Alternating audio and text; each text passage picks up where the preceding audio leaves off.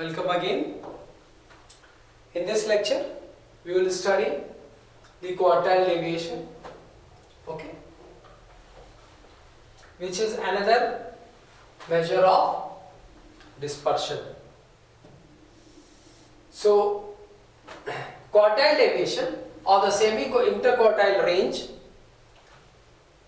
it indicates how much the middle 50% of the data set is spread around the median.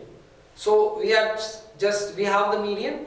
So out of the data set we are just taking 50% and we are looking how the 50% data is spread around a median.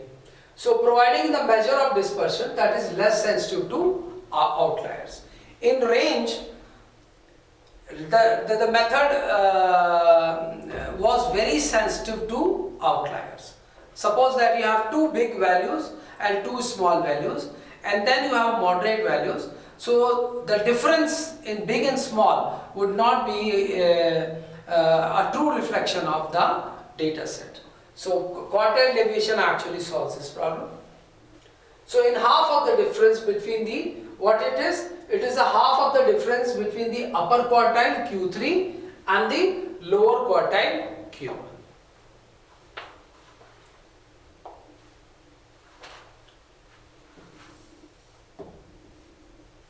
Okay. So the formula is QD is Q3 minus Q1, quartile 3 minus quartile 1 divided by 2. And the coefficient of QD is Q3 minus Q1 divided by Q3 plus Q1. So that gives the coefficient of quartile deviation. Example, if Q3 is 70 and Q1 is 40, so you have to first subtract it and divide it by 2. So 70 minus 40 is 30, 30 divided by 2 is 15. So the quartile deviation is 15 units.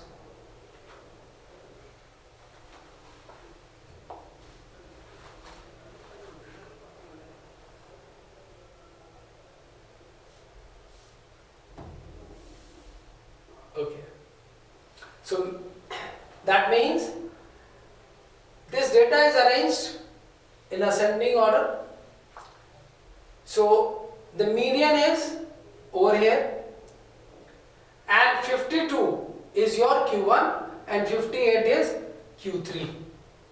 Clear? So we have to add these two numbers, 53 and 55, because this is the median.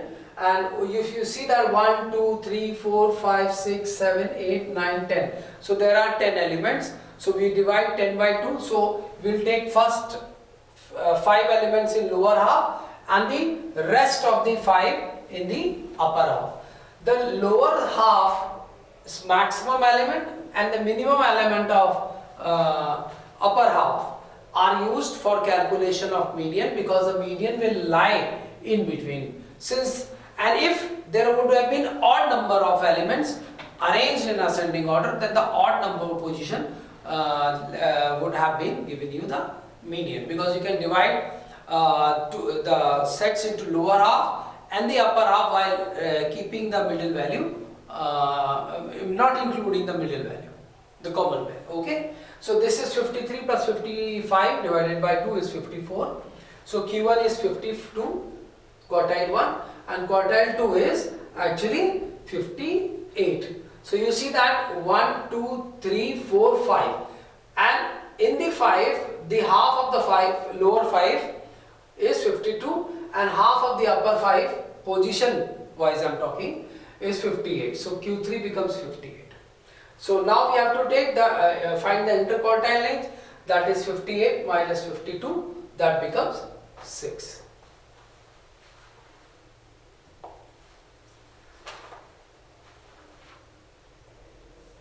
Similarly, quartile deviation, you see this is a normal curve. Okay. The normal curve, the property of normal curve is that mean, median and mode lies at the center point. So what does a quartile dispersion helps us? That this is Q1 and Q3 because 50% of the data lies in the shaded portion only. Okay, and rest half. Okay, if you divide, let's understand this with the help of, see, if you have this data and you divide, put a vertical line, so this divides 50% of the data. Now over here we have mean, median and mode. All three lie on the top because this is a perfect normal distribution. Now if you have this, okay, now you can see that 50% of the entire data lies over here because in this we have divided the data as 25%, first 25%, next 25%, next 25% and next 25%.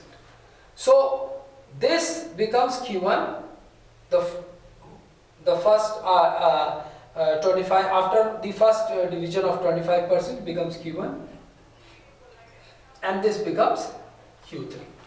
Okay, and Q2 lies in between, that is 50%. So this is actually the geometrical or the graphical representation of quartile. Anyway,